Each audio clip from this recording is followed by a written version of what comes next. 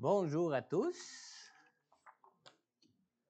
Bienvenue à nos visiteurs. Ce matin, on a des visiteurs, des gens que on a entre autres Yannick et Hopi. Amen. Et Pierre Eliakim, oui, évidemment, qui est assis sur son papa là-bas. Amen. Alors, bienvenue à vous. Il habite maintenant dans la région de Port-Neuf, à Donnacona. Yannick a été baptisé ici, à cette église. Malheureusement, il n'y en a pas beaucoup qui ont vu ces choses-là se produire parce qu'on était en pleine pandémie. Mais ils se sont aussi mariés ici à l'église.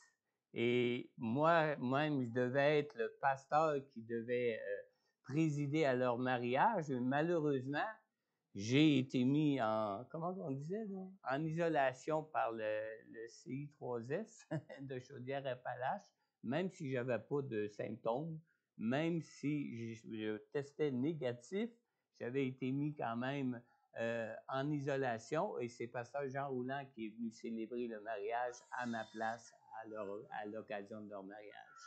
Mais le Seigneur est grand, hein? Ils sont aujourd'hui en visite chez nous. On est content de les accueillir. Ils dormaient à la maison hier soir. J'espère que vous avez bien dormi. J'ai pas eu le temps de vous voir ce matin. Oui, amen. Et Pierre Eliakim, il est aussi vivant qu'hier soir, hein? Oui.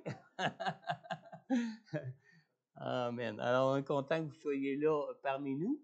Merci à ceux qu'on voit à l'occasion. Bienvenue, Mélanie. Sa fille, je ne me souviens pas de son nom. Emma, alors bienvenue. Oui, je me souviens là quand tu le dis. Emma, alors bienvenue, Emma. Et bienvenue à Altagracia, hein? Et retour de voyage, je pense. Oui. Alors, bon retour au Canada, bon retour chez toi, à ton travail et tout ça. Ce matin, juste avant d'aller plus loin, ce soir, on a 2 propositions de rencontre. On a premièrement la rencontre avec le Réseau évangélique du Québec. Ça, c'est une rencontre de prière qu'on fait au début de l'année avec toutes les églises d'une façon interconfessionnelle, vraiment, que ce soit des églises baptistes, de l'Alliance, des églises ménonites, des églises de la Pentecôte, des églises indépendantes de toutes sortes, en autant qu'on est une église évangélique. On s'associe ensemble dans le Réseau évangélique du Québec pour offrir à Dieu vraiment cette année 2023. Il y a eu des rencontres qui se sont faites dans différentes régions du Québec. Il y en a eu entre autres à Montréal, à Sherbrooke. Il y en a un peu partout là, dans les principales villes du Québec. Et puis, ce soir, c'est la rencontre qui a lieu pour l'Est du Québec, ici, dans la ville de Québec. Ça va se passer à l'Église évangélique de Chauveau, l'Église baptiste évangélique de Chauveau.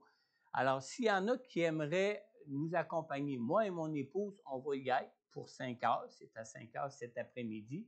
C'est une rencontre de prière qui devrait durer au maximum environ 1h30 pour terminer vers 6h30. Et puis, par la suite à cette rencontre-là, évidemment, moi et mon épouse, on va aller assister à la soirée de réveil qui va avoir lieu à l'église à Beauport qui s'appelle, comment est-ce qu'elle s'appelle déjà? L'église de la foi triomphante à Beauport. La rencontre débute à 7 heures. Alors, on va avoir tout juste le temps entre les 2 rencontres de pouvoir se rendre à l'autre rencontre. Maintenant, s'il y en a qui aimeraient aller à ces 2 rencontres, évidemment, nous, on fait les 2 rencontres. Vous devrez nous suivre dans les 2 rencontres. Mais s'il y en a qui aimeraient venir ce soir à l'une des 2 rencontres, vous devrez assister à l'autre, évidemment, si vous voulez embarquer avec nous. Et puis, s'il y en a qui veulent participer, particulièrement à la rencontre de prière avec le Réseau évangélique du Québec, juste vous dire que, évidemment, on s'associe dans cette prière à des églises évangéliques qui sont de différentes dénominations. Alors, on n'a pas tous les mêmes convictions, on est toutes des églises avec nos couleurs différentes, si je peux dire, pour servir dans toute cette palette de couleurs à la gloire de Dieu en tant qu'Église pour le Québec et pour voir vraiment le Québec être sauvé. Alors, on vous demande évidemment de ne pas prier en langue. Si nous, en tant qu'Église, on prie en langue quand on se réunit dans une rencontre de prière, c'est parce que dans 1 Corinthiens, chapitre 14, verset 2, ça dit que quand on parle en langue, on s'adresse à Dieu. Alors, si on s'adresse à Dieu, on laisse ça libre à chacun de prier en langue parce que chacun s'adresse à Dieu. Et puis, évidemment, la parole de Dieu nous dit que celui qui prie en langue s'édifie lui-même. Alors, il y a sa place dans des rencontres de prière qu'on puisse prier ensemble en langue. Et puis, dans ces rencontres-là, évidemment, on ne s'attend pas à ce que des nouveaux viennent aux rencontres de prière. Déjà, il y a beaucoup de gens de l'Église qui fréquentent très peu les rencontres de prière. En général, c'est des gens qui sont consacrés. Alors, si vous désirez assister à la rencontre de prière du réseau évangélique du Québec ce soir et être véhiculé avec nous, vous êtes les bienvenus. Pour l'instant, on est 2 dans l'auto. Je ne sais pas, Christian, je n'ai pas eu le temps de te voir un matin. Est-ce que toi, tu y vas? Non.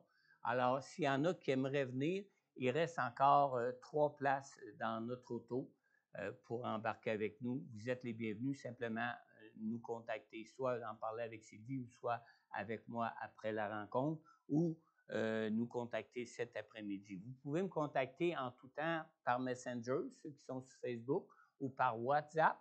Sinon, je sais qu'il y en a quelques-uns qui ont mon numéro de téléphone cellulaire. Vous pouvez le faire par texto aussi. Si vous avez mon numéro de téléphone cellulaire, c'est parce que vous êtes des privilégiés. Vous êtes vraiment proche du pasteur, parce qu'évidemment, je ne donne pas mon numéro personnel à tout le monde, malgré que presque tout le monde le connaît déjà, là. Mais vous pouvez aussi me texter si jamais, en tout cas, si vous avez mon numéro de téléphone cellulaire. Amen. Ça, c'est les informations que je voulais vous donner. Concernant les autres rencontres, les autres soirées de réveil qui vont avoir lieu cette semaine, toutes les soirées de réveil vont avoir lieu cette semaine à l'église de la Foi triomphante à Beauport, à compter de 7 heures. Évidemment, mardi soir, moi, je n'y serai pas. Je vais être ici. Mais si jamais vous aimeriez y participer, y assister un autre soir que mardi soir, moi, je devrais y aller à chaque jour de la semaine, sauf samedi prochain, évidemment. Sauf mardi, sauf samedi. Peut-être s'il y en a d'entre vous qui avez l'intention d'y aller, que vous avez un véhicule, puis que vous êtes prêts à emmener des gens avec vous, fournir le transport aux gens avec vous, juste à me le faire savoir. Puis s'il y a des gens qui aimeraient y participer, que vous n'avez pas de véhicule, pas de transport pour y aller, contactez-moi aussi, puis on va essayer vraiment de travailler tous ensemble pour ceux qui veulent assister à ces soirées de réveil. Amen? Là, c'est vraiment tout, je pense. Alors, on va passer à la parole de Dieu. Je vous invite à tourner avec moi ce matin dans Hébreux chapitre 11. On va lire ensemble pour commencer le verset 1 à 3 et le verset 8 à 12. Alors, 1 à 3 et 8 à 12 dans Hébreux chapitre 11 à partir du verset 1. Alors, on m'entend bien? Est-ce que l'enregistrement est parti? Oui, d'accord. J'aime mieux m'informer que d'avoir à recommencer.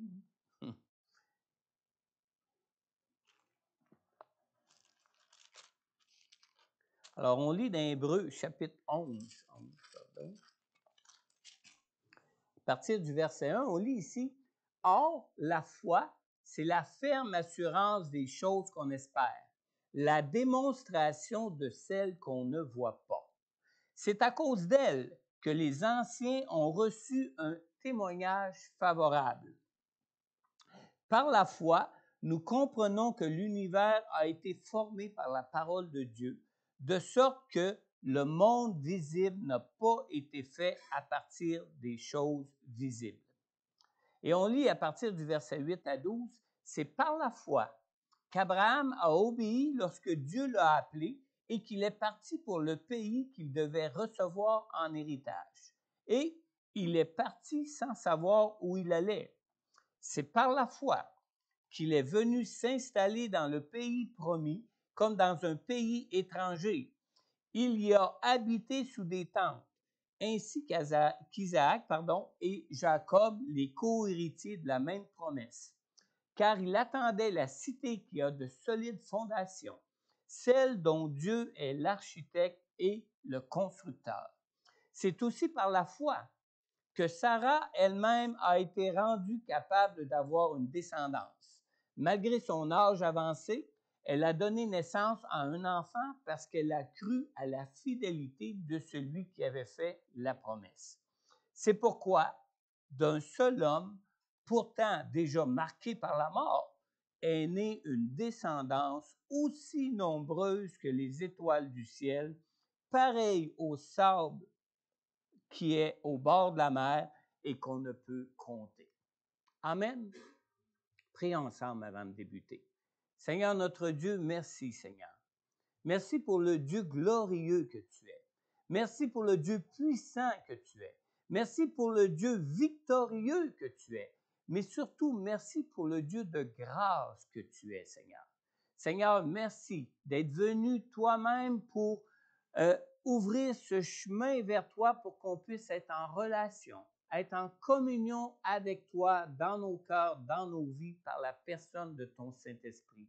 Merci pour ton œuvre à la croix qui nous a réconciliés avec toi pour qu'on puisse ainsi te connaître, toi, le seul vrai Dieu, et qu'on puisse aussi connaître toutes les promesses que tu veux et que tu veux pour chacun de nous, pour nos vies ici-bas, comme pour la vie éternelle à venir, Seigneur.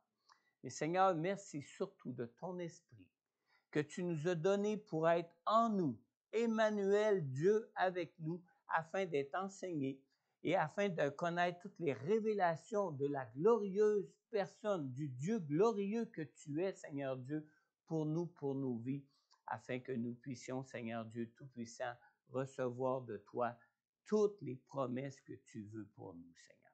Je te prie d'agir maintenant, Seigneur.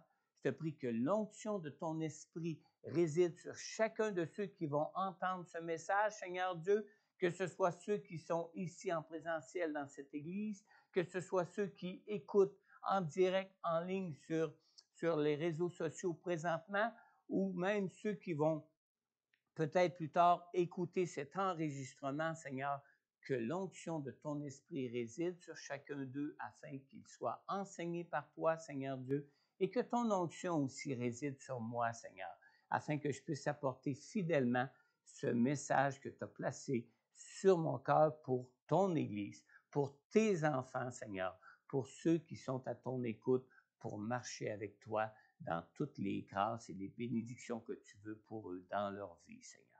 Je te prie, Père, dans le nom puissant de Jésus, mon Dieu. Amen. Amen.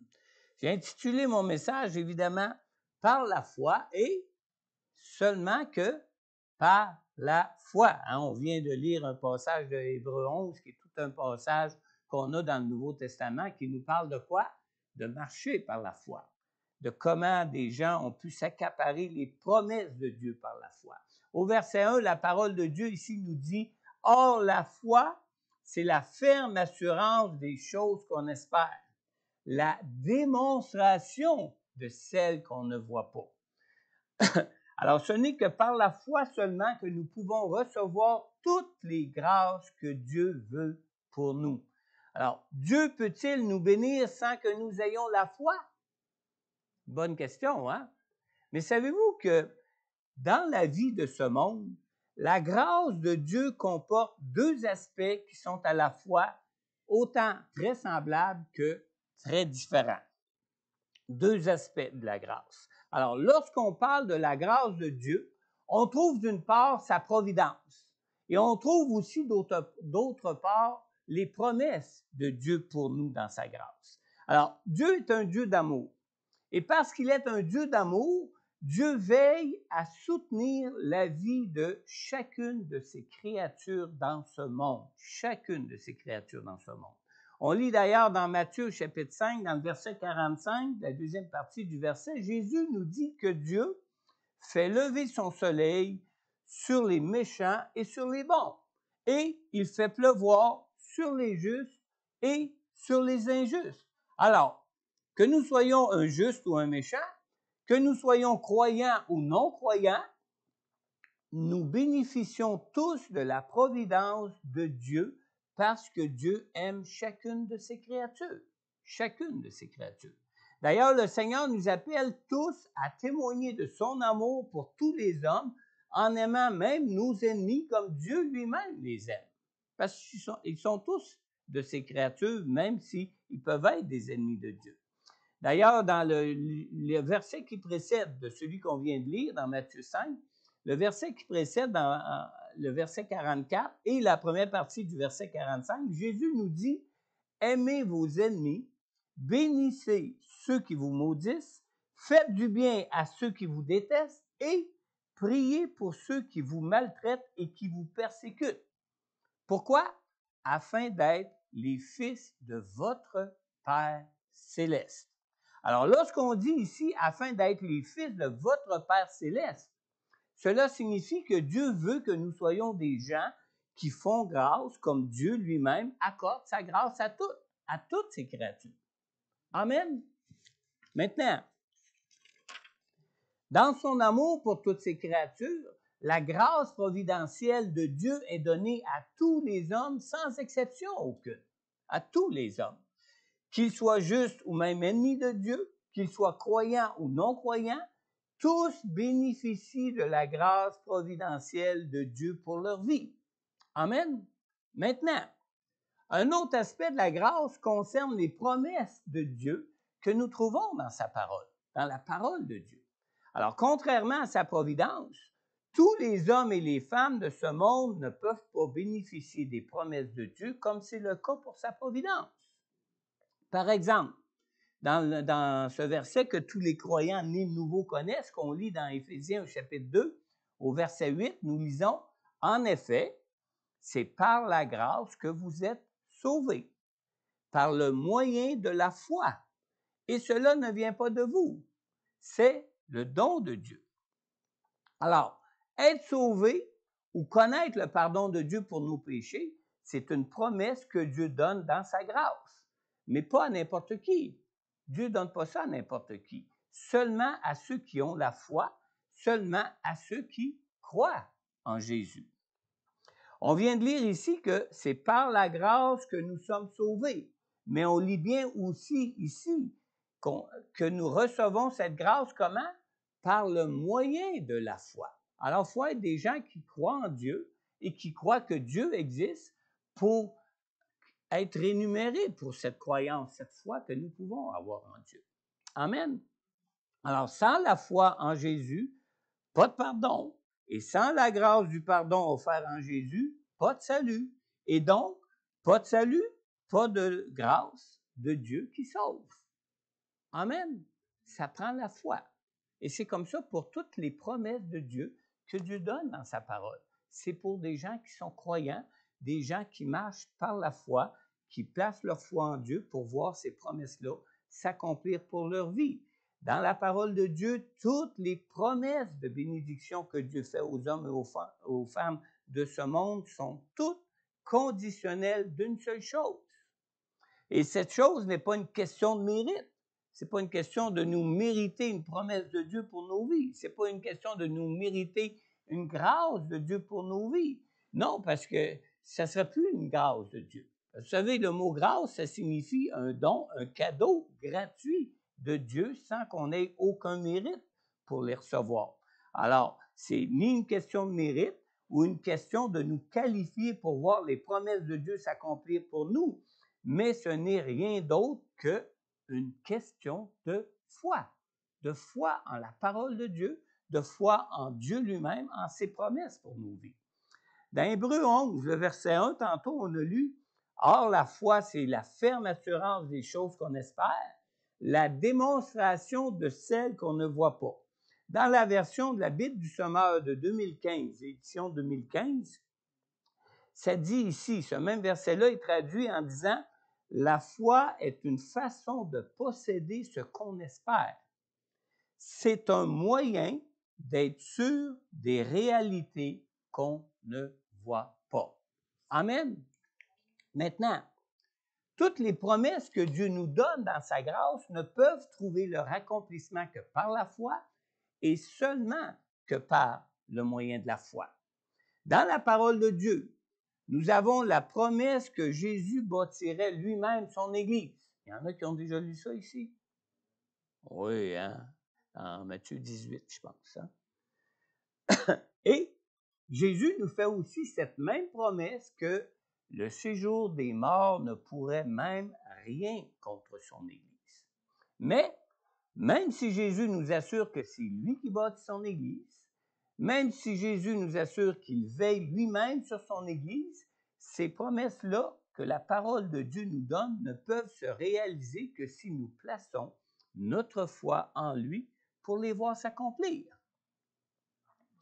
Dans Hébreux, chapitre 11, on lit là, à partir du verset 8 jusqu'au verset 33. On ne prendra pas le temps de lire tous ces versets-là ce matin, mais on lit dans ces versets-là, nous avons ici toute une série d'exemples de vie de foi qui nous sont donnés ici dans Hébreux 11, des versets 8 à 33.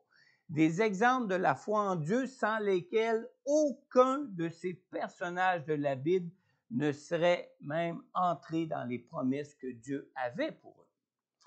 Au verset 33, s'il y en a un qu'on va lire, c'est celui-là. Dans le Hébreux 11, 33, nous lisons « Par la foi, ils ont vaincu des royaumes, exercé la justice, obtenu la réalisation des promesses, fermé la gueule des lions. » Wow, hein? C'est pas n'importe quoi, là. Mais bien que ce soit Dieu qui accomplit lui-même toutes ces promesses pour nous, nous voyons qu'aucune de ces promesses ne se serait réalisée sans leur foi en Dieu. Amen. Maintenant, j'aimerais que vous remarquiez une chose ce matin. Qui ont vaincu des royaumes? Est-ce que c'est Dieu ou les hommes? C'est les hommes. Ils ont vaincu des royaumes. C'est pas Dieu ici que ça cite. D'accord? Qui ont exercé la justice? Est-ce que c'est Dieu ou les hommes? C'est les hommes. Encore là, ont exercé la justice, c'est en anglais, au pluriel, pardon, et c'est les hommes qui ont exercé la justice par leur foi en Dieu. Qui ont fermé la gueule des lions? Dieu ou les hommes? C'est encore les hommes. Qui ont obtenu la réalisation des promesses? Dieu ou les hommes? Ce sont les hommes. Alors, suivez-moi bien là. Même si ces hommes ont vaincu des royaumes, même si ces hommes ont exercé la justice et fermé la gueule de lion, toutes ces promesses ne pouvaient s'accomplir que si ces personnages de la Bible plaçaient leur foi en Dieu. Pourquoi? Pourquoi croire en Dieu si c'est à nous d'agir et à nous de porter action? Pourquoi? Parce que c'est Dieu qui agissait en eux, c'est Dieu qui agissait pour eux et autour d'eux pour réaliser ses promesses, parce que ces hommes avaient foi en Dieu pour croire que Dieu agissait à travers eux. Mais c'est nous qui devons porter action. Et ça prend la foi pour porter action. Sans foi, on ne porterait pas action. On n'obéirait pas aux promesses de Dieu pour les voir s'accomplir. Alors, ça prend la foi en Dieu, et c'est seulement lorsqu'on a la foi en Dieu que Dieu agit à travers nous, pour nous, et agit autour de nous pour réaliser ses promesses. Amen. Vous me suivez jusque-là? Est-ce qu'il y a des gens qui ont dit Amen? Alors, même si c'est nous qui vainquons des royaumes, et même si c'est nous qui fermons la gueule de lion, nous devons avoir notre foi en Dieu pour agir pour lui, afin qu'il puisse agir à travers nous. Alors, vous espérez voir Dieu accomplir une de ses promesses pour vous, pour votre vie?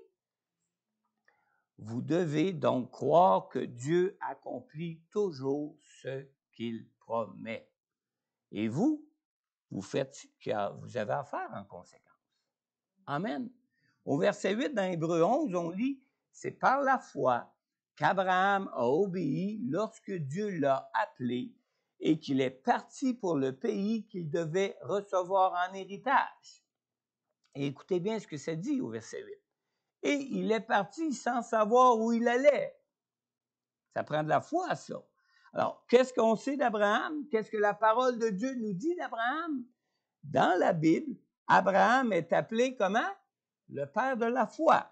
Vous pourrez lire à ce sujet-là Romains chapitre 4, les versets 16 à 18. On ne les lira pas ce matin, ce n'est pas le sujet de la prédication, mais vous pourrez lire qu'Abraham a été appelé le père de la foi. Alors, avoir la foi d'Abraham, c'est avoir une foi qui nous pousse à avancer comme Dieu peut nous le demander. C'est ça, avoir la foi d'Abraham, la foi de vainqueur comme ceux qu'on voit la foi de héros de la foi comme ceux qu'on voit dans Hébreux 11. Nous venons de lire qu'Abraham a obéi lorsque Dieu l'a appelé et qu'il est parti sans même savoir où ce qu'il allait. Alors ça prend vraiment de la foi. Nous ne pouvons donc pas dire que nous avons la foi si nous n'agissons pas en fonction de ce que nous croyons des promesses de Dieu pour nos vies. Amen. La foi biblique, ça compte 3 éléments différents. Vraiment, si vous avez la vraie foi en Dieu, une foi qui est biblique selon la révélation de la parole de Dieu, on peut compter 3 éléments différents de la foi. Premièrement, il y a certaines choses que nous devons croire au sujet de Dieu pour avoir la foi, pour mettre notre confiance en Dieu. Nous devons au moins croire que Dieu est Dieu pour accomplir ce qu'il promet. Amen. Si on dit oui, je crois en Dieu, mais qu'on ne croit pas qu'il peut accomplir ce qu'il promet, on ne pourra jamais obéir aux promesses qu'il nous fait pour les voir se réaliser. C'est impossible. Alors, il faut croire que Dieu est Dieu pour les accomplir. Et si Abraham lui-même est parti sans même savoir où il allait, il devait au moins croire que Dieu pouvait le conduire dans l'héritage qui lui était promis. Amen. Deuxième chose, deuxième élément d'une foi biblique, c'est qu'une foi vivante, c'est une foi qui affirme que Dieu est vrai et que ce qu'il promet est vrai. Moi, si je vous dis ce matin, tiens, je t'ai acheté un beau cadeau, je t'ai acheté une toute nouvelle voiture 2023 flambant neuve. Je dis, hey, t'as beau vous parler, là, mais c'est pas vrai, hein? Mais quand on lit la parole de Dieu, les promesses de Dieu qu'on trouve dans la parole, il faut croire qu'ils sont vraies pour pouvoir y obéir. Il faut croire qu'ils sont vrais pour pouvoir les voir s'accomplir par Dieu. Même si nous pouvons connaître intellectuellement toutes les promesses de Dieu qui se trouvent dans sa parole, nous devons y croire pour y obéir et pour les voir se réaliser dans nos vies. Dans notre foi, nous pouvons éprouver quelques doutes concernant des promesses de Dieu, parce qu'on ne connaît pas encore parfaitement Dieu pour mettre parfaitement notre confiance dans sa toute-puissance, dans ses capacités, dans tout ce que Dieu peut faire de glorieux dans nos vies, n'est-ce pas? On peut éprouver quelques doutes, mais la conviction que ce qu'il nous dit est vrai doit l'emporter sur nos doutes pour pouvoir agir. Amen. Troisième élément maintenant. Nous pouvons éprouver pour Dieu un amour qui nous porte à nous abandonner totalement, complètement à lui. On doit éprouver de l'amour pour Dieu. Dans Jacques, au chapitre 2, on lit au verset 19, « Tu crois qu'il y a un seul Dieu? Tu fais bien. Les démons aussi le croient. » Et ils voient les promesses de Dieu se réaliser pour eux? Non, ils tremblent. Et ils tremblent. Alors, les démons, vous savez, sont des êtres spirituels comme Dieu est lui-même un être spirituel. Hein? La parole de Dieu nous enseigne que Dieu est esprit, comme les démons aussi le sont. Mais dans leur nature spirituelle, les démons voient Dieu et peuvent même paraître en sa présence. Ils n'ont pas de peine à croire que ce que Dieu leur promet est vrai. Ils n'ont pas de peine à croire que Dieu est tout-puissant. Ils le voient, puis ils peuvent le voir quand ils veulent. Ils sont des êtres spirituels. Mais même si les démons croient, les démons n'aiment pas Dieu. Sinon, ils obéiraient à Dieu. Vrai? Une foi obéissante à Dieu provient d'une relation de confiance avec Dieu. Une foi obéissante à Dieu provient d'une relation d'affection avec Dieu, où ce qu'on aime Dieu pour le voir dans nos vies, pas juste pour voir ses promesses s'accomplir, on le veut lui-même présent avec nous dans nos vies. Et un cœur qui n'est pas régénéré par le Saint-Esprit de Dieu n'a pas d'amour pour Dieu. Oh, il peut aimer Dieu, ces personnes peuvent aimer Dieu dans le sens peut-être de demander à Dieu d'agir dans leur vie. Aimer Dieu dans le sens que oh, Dieu va pourvoir, moi il demander, là, mais pas pour vivre avec dans leur vie. C'est un autre aspect de l'amour, ça. Hein? Alors, ces personnes peuvent peut-être demander à Dieu d'agir dans leur vie, mais elles ne veulent pas de Dieu lui-même dans leur vie. Amen. Maintenant, Dieu nous appelle sans cesse à nous tourner vers lui pour recevoir ses promesses qu'il a pour nous. On lit dans Jean chapitre 5, dans le verset 4, nous lisons « Puisque tout ce qui est né de Dieu remporte la victoire contre le monde, et la victoire qui a triomphé du monde, c'est quoi? C'est votre foi. » Amen. Alors, nous avons deux vérités à considérer ici dans ce verset-là, dans 1 Jean chapitre 5, verset 4. Deux vérités. Premièrement, ça dit que tout ce qui est né de Dieu remporte la victoire contre le monde. Et deuxième vérité que ça nous dit, c'est que la victoire qui triomphe du monde, c'est quoi? C'est notre foi. Alors, ces deux vérités nous amènent à nous poser deux questions maintenant. Premièrement, suis-je né de Dieu? Suis-je né de nouveau? Est-ce que j'ai le Saint-Esprit en moi pour être un enfant de Dieu, comme la Bible nous dit dans Jean chapitre 1? Est-ce que je suis né de Dieu? Mon esprit a-t-il été régénéré par le Saint-Esprit de Dieu? Et deuxième question à se poser, c'est que est-ce que je place ma foi en Dieu pour triompher de ce monde et triompher du péché qui domine dans ce monde? Amen. Être né de l'Esprit de Dieu, ça ne signifie pas automatiquement que nous plaçons notre foi en Dieu pour triompher du monde. Pas automatiquement. Même s'il connaissait Dieu, Abraham, qui est appelé le père de la foi, n'avait pas une foi parfaite. Il ne faut pas se faire d'illusions avec ça, là. Il n'y avait pas une foi parfaite. Alors, pour voir Dieu accomplir ses promesses pour nos vies, nous devons être à l'écoute de Dieu. C'est drôle, c'est ce que ma femme a mentionné au début des louanges. Hein? Vous savez, elle connaissait pas ma prédication ce matin. On a parlé de la grâce de Dieu, même amplement, durant ce temps de louange, puisqu'on a élevé le nom de Dieu qui est victorieux et toutes ces grâces par lesquelles il agit pour nous dans nos vies. Maintenant, c'est Dieu qui réalise ses promesses pour nous et non ce monde ou les moyens de ce monde. Dans l'histoire de la naissance d'Ismaël, je pense que la plupart d'entre vous ici connaissez l'histoire de la naissance d'Ismaël, qui a été le fils illégitime d'Abraham. Dans Genèse, au chapitre 16, au verset 2, on lit ici, Saraï dit à Abraham, avant qu'il y ait un enfant, il s'appelait Saraï et Abraham, « Voici que l'Éternel m'a rendu stérile. Aie des relations avec ma servante, peut-être aurai-je par elle des enfants. » Et on lit, Abraham écouta Saraï. C'est là que c'est triste. Peut-être que Saraï avait la foi pour croire que Dieu pouvait intervenir dans le monde pour accomplir ses promesses.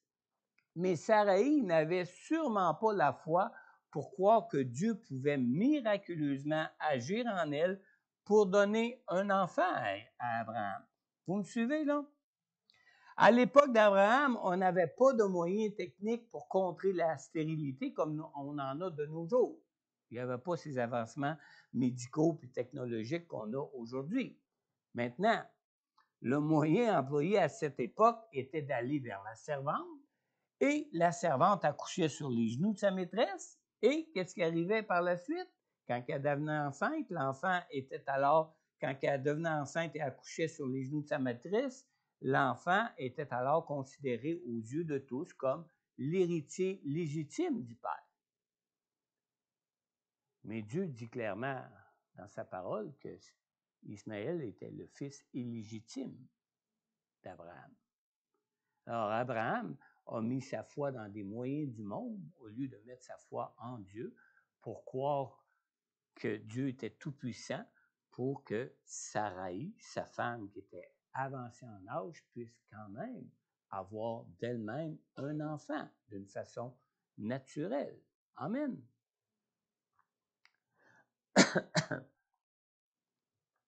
Alors, Abraham a écouté le raisonnement de sa femme pour finalement placer sa foi dans un moyen reconnu par le monde à son époque, plutôt que de placer sa foi en la toute puissance de Dieu.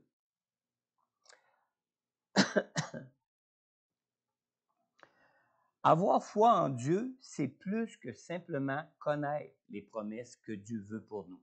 Avoir la foi en Dieu, c'est savoir attendre que Dieu agisse et ou que Dieu nous dirige dans la manière que lui veut agir pour réaliser ses promesses.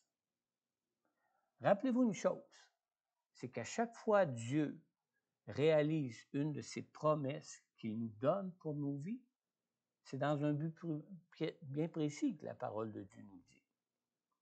Il nous donne ces promesses-là. C'est dans le but que son nom à lui soit glorifié. Amen. On l'a vu dans le cours, même dernièrement, connaître et faire la volonté de Dieu, que si on agissait par nos propres moyens pour voir des promesses de Dieu se réaliser, que le monde ne pourrait pas voir que c'est Dieu qui l'a fait, pour que la gloire soit donnée à Dieu et que les gens soient attirés à Dieu. Amen.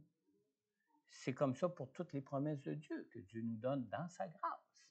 C'est une question de foi pour nous confier en Dieu et que le monde voit que Dieu est vrai, que Dieu existe, que Dieu est tout-puissant et qu'ils soient attirés à Dieu et aient même la crainte de Dieu pour leur vie. Amen. Tout comme Dieu s'est révélé à nouveau à Abraham pour lui renouveler sa promesse d'une descendance, parce que même si sa foi n'a pas été parfaite, Dieu ne l'a pas abandonné à son manque de foi, à ses doutes peut-être qu'il a pu avoir dans la foi, mais comme pour Abraham, Dieu nous appelle sans cesse à être à son écoute pour entrer dans notre héritage, pour voir toutes les promesses de Dieu s'accomplir pour nous dans nos vies. Judson Cornwall, dans son livre qui s'intitule « La foi sans hypocrisie », Cornwall dit ceci. Il dit que Israël ne manquait de rien depuis le jour de son départ d'Égypte jusqu'à celui de son entrée en Canaan, la terre promise. Si ce n'est qu'une chose qui lui manquait, si ce n'est la foi. Amen. Alors, on a tous lu qu'Israël a été témoin de la toute-puissance de Dieu depuis son départ d'Égypte, et même pendant l'ensemble de ces 40 années à tourner dans le désert. Hein? N'est-ce pas?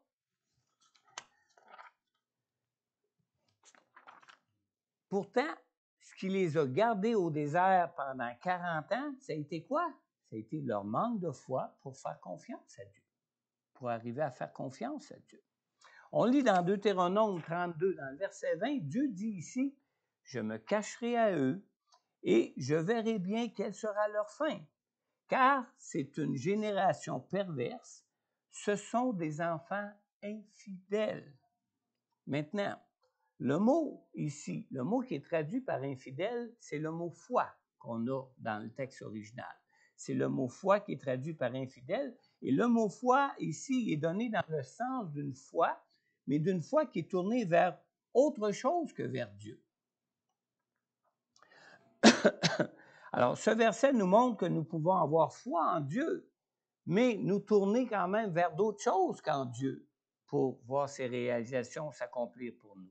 Alors, dans la pratique, notre foi est placée dans les choses du monde plutôt qu'en Dieu pour le voir agir, comme ça a été le cas d'Abraham dans l'histoire avec Ismaël. Amen.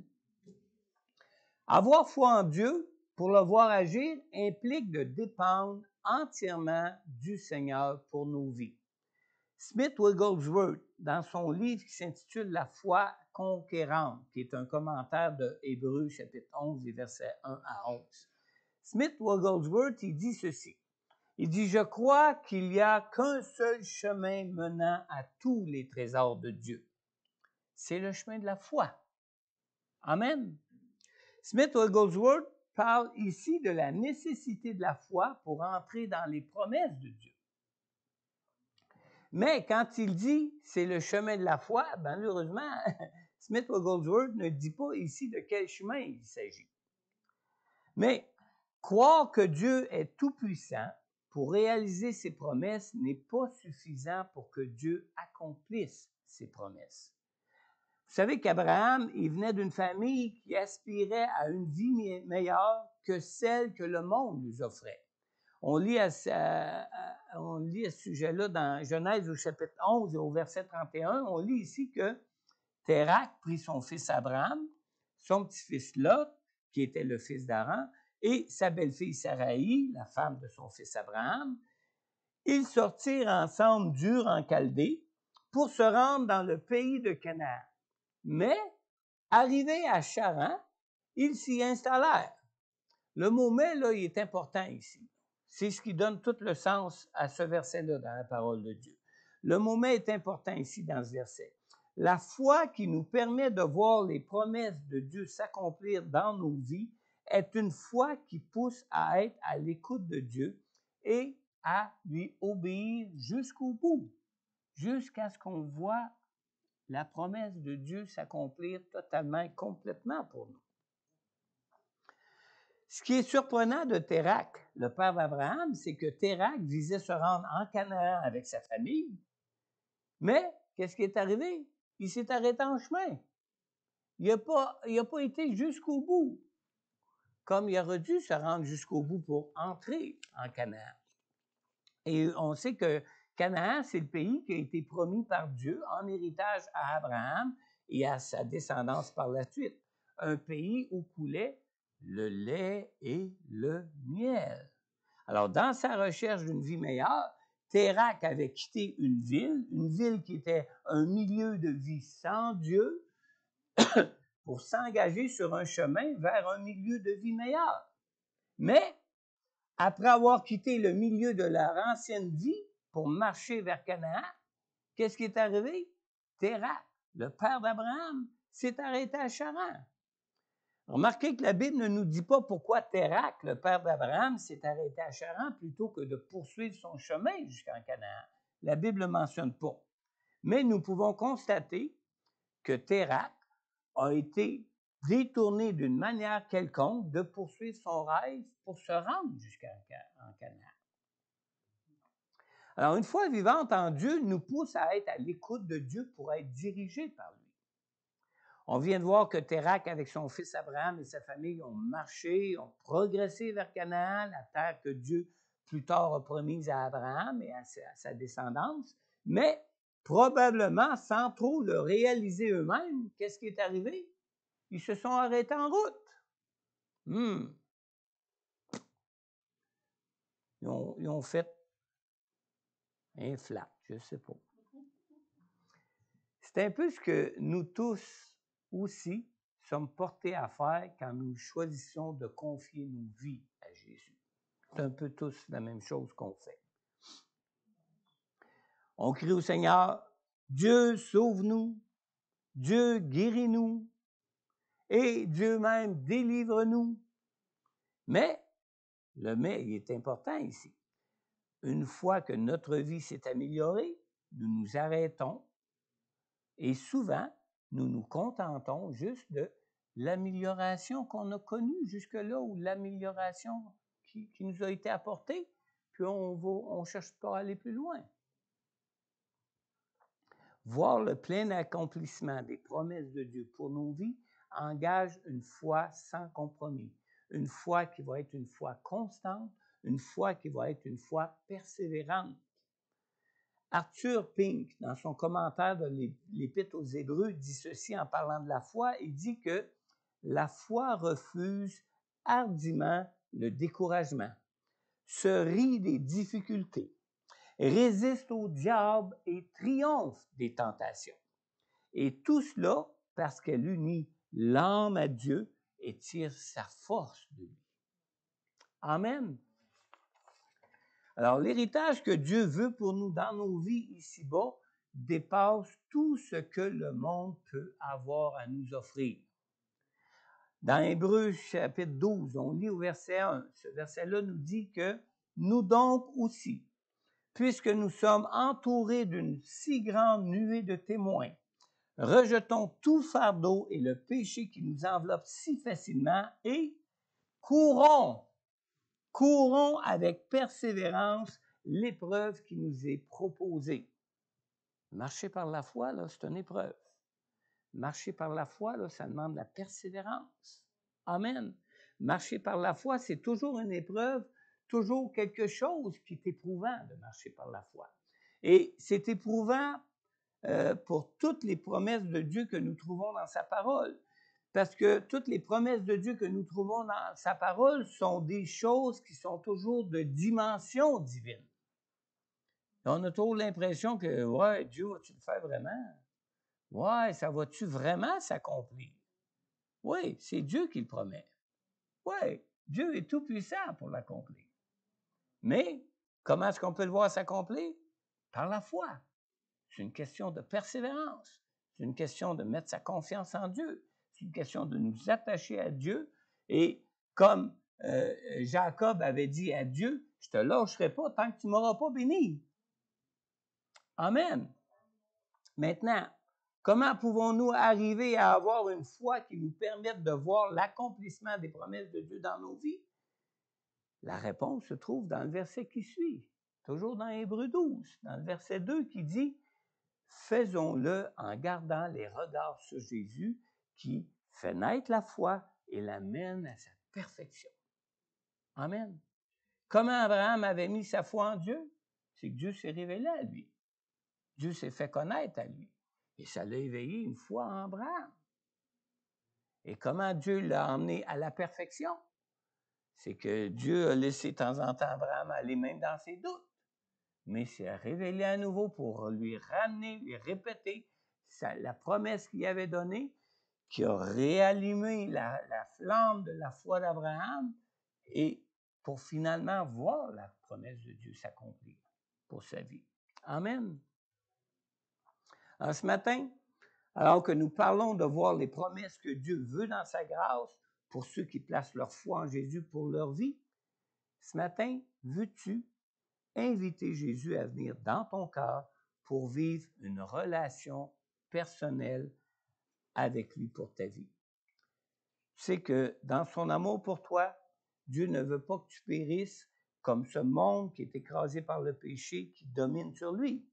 Dieu t'aime tellement que Jésus est lui-même venu prendre sur lui à la croix tout le poids de tes péchés afin que tu sois pardonné, délivré et sauvé. Amen. On lit dans Jean 3,16, en effet, Dieu a tant aimé le monde qu'il a donné son Fils unique afin que quiconque croit en lui ne périsse pas, mais qu'il ait la vie éternelle. Donc, ce matin, alors que nous nous tenons présentement dans la présence même de Dieu, si tu veux recevoir Jésus comme Sauveur et Seigneur de ta vie, si tu veux recevoir la nouvelle vie que Dieu veut pour toi ce matin, je t'invite simplement à adresser cette prière au Seigneur avec moi. Ceux qui l'ont déjà fait, vous pouvez simplement courber vos têtes. Père céleste, je crois en ton amour pour moi et je crois que tu as envoyé dans ta grâce ton Fils Jésus pour payer pour moi à la croix le prix pour le pardon de mes péchés et pour ma délivrance. Je reconnais que je suis sans force. Je reconnais que je n'ai aucun moyen et aucune capacité pour arriver moi-même à changer ma vie. Alors, Seigneur Jésus, je t'ouvre maintenant mon cœur. Je te prie, Seigneur, de me donner ton Saint-Esprit et de régénérer mon cœur, Seigneur. Je te remercie, Père, pour ta grâce d'avoir envoyé Jésus pour mourir à la croix pour moi. Je te remercie aussi, Père, pour ta grâce, la grâce de la personne de ton Saint-Esprit, pour te voir agir à travers moi. Et si tu as fait cette prière sincèrement dans ton cœur ce matin, en t'adressant à Dieu, tu peux maintenant terminer par la foi en disant Amen. Amen. Amen. Si ce matin tu écoutes ce message ou l'enregistrement de ce message et que tu as adressé cette prière à Dieu pour inviter Jésus dans ton cœur pour la toute première fois de ta vie, n'hésite pas à prendre contact avec moi.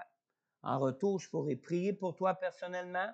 Je pourrai répondre à toutes tes questions sur Jésus et sur son amour pour toi à la croix pour que tu vois Dieu accomplir toutes les promesses qu'il peut avoir pour toi, pour ta vie. Aussi peut-être que tu es de ceux ou de celles qui avaient déjà fait cette prière auparavant dans votre vie. mais que présentement tu ressens que ta foi n'est pas entièrement en Dieu pour voir ses promesses se réaliser pour ta vie. Alors, je t'invite ce matin à tourner les yeux vers Jésus. Je t'invite ce matin à prendre du temps de prière pour confesser tes manquements au Seigneur afin que le Seigneur afin que ta confiance en lui puisse être renouvelée et qu'il puisse renouveler aussi ta foi en ses promesses pour toi. Alors, si tu écoutes en ligne, je t'invite à prendre contact avec moi pour que je puisse aussi prier avec toi. Est-ce qu'on peut aller chercher Sylvie maintenant? On va prendre un dernier chant de louange, un dernier chant d'adoration. Pouvez-vous le dire ensemble? Si l'un de vous, ici présent dans la salle ce matin, avait été touché par l'un de ces deux appels, je vous invite simplement à vous avancer en avant pour que je puisse immédiatement prier pour vous. Et puis, Sylvie va nous conduire dans un chant de louange et d'adoration. Tu peux aussi t'avancer pour des prières, quel que soit le sujet de prière, même si ce n'est pas en rapport avec l'un de ces deux appels que je viens de faire ce matin. Simplement vous avancer ici au trône de la grâce de Dieu, au pied de notre Seigneur Jésus-Christ, celui qui a vaincu la mort, celui qui a vaincu le péché pour nous, celui qui a donné sa vie afin que nous puissions être en communion, en relation avec lui et connaître vraiment des choses de dimension divine s'accomplir pour nous dans nos vies telles que les promesses de Dieu nous donnent. Amen. Levons-nous ensemble maintenant. Alléluia. Ah, Sylvie, elle arrive les bras chargés. Amen.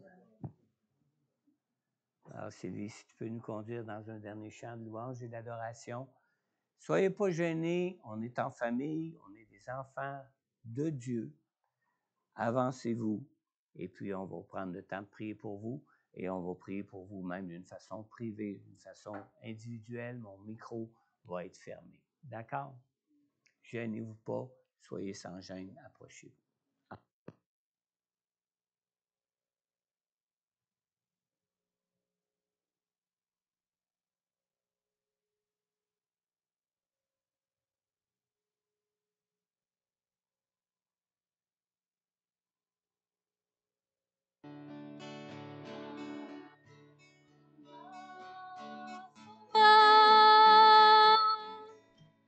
J'étais perdu, errant de lieu en lieu, quand il m'a retrouvé.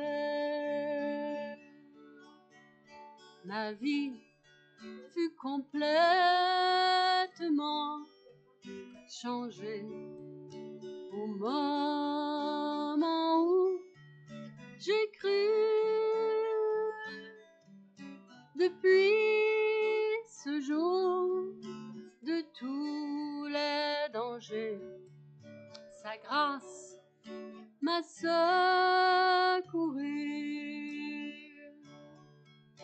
Dans mes épreuves et mes labeurs, suffisante est sa grâce. Je peux toujours compter sur sa faveur à chaque heure qui passe. Quand nous serons pendant 1000 ans célébrer ses louanges, nous pourrons comme au commencement lui offrir nos hommages. Quand nous serons pendant 1000 ans célébrer ses louanges, nous pourrons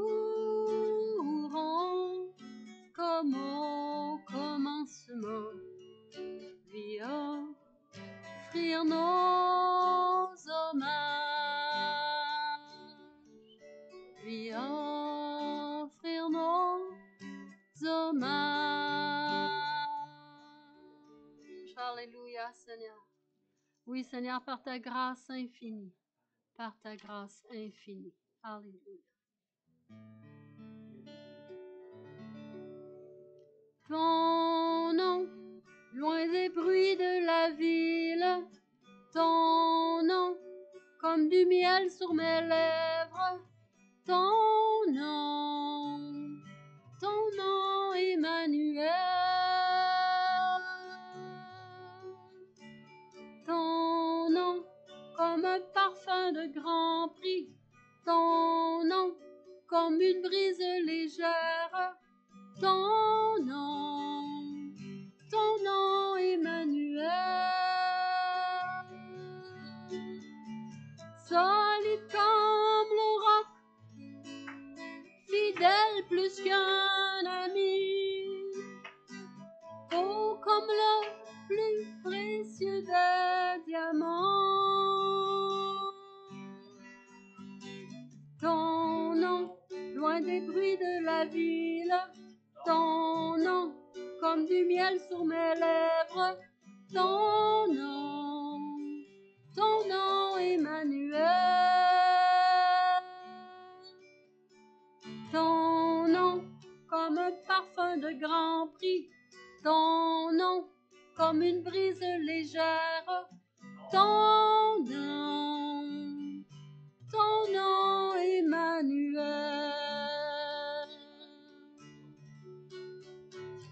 Ton nom, Emmanuel. Ton nom, Emmanuel. Oui, il n'y a aucun autre nom qui nous a été donné dans le ciel et sous le ciel pour nous donner cet accès à Dieu, pour nous donner ces victoires sur ce monde, pour nous donner, Seigneur Dieu, de devenir enfants de Dieu, Seigneur. Seigneur, merci, Seigneur Jésus, pour ton nom. Ton nom, Seigneur Dieu, qui est au-dessus de tout nom. Tu es le roi des rois. Tu es le Seigneur des seigneurs. Tu es celui qui offre ta grâce à tout ce monde, mais tu es celui qui va appeler aussi en jugement tout ce monde, Seigneur. Seigneur, merci que ta grâce soit encore disponible et disponible d'une façon infinie jusqu'au jour où ce que tu viendras juger ce monde, Seigneur.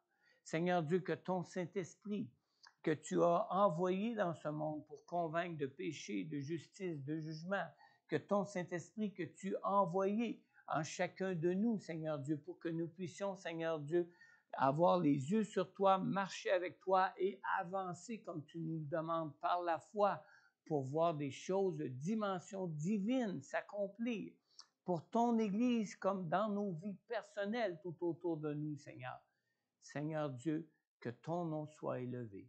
Et Seigneur Dieu, nous courbons, nous fléchissons le genou devant ton nom, car nous savons que ce nom est au-dessus de tout nom, Seigneur Dieu, et on te rend gloire, on te rend grâce, on te remercie et on te prie, Seigneur Dieu, pour encore plus de grâce, plus de foi, Seigneur, une foi qui va être amenée à la perfection par toi, Seigneur Dieu, pour voir tout ce que tu as en plan pour nos vies se réaliser pour nous, Seigneur.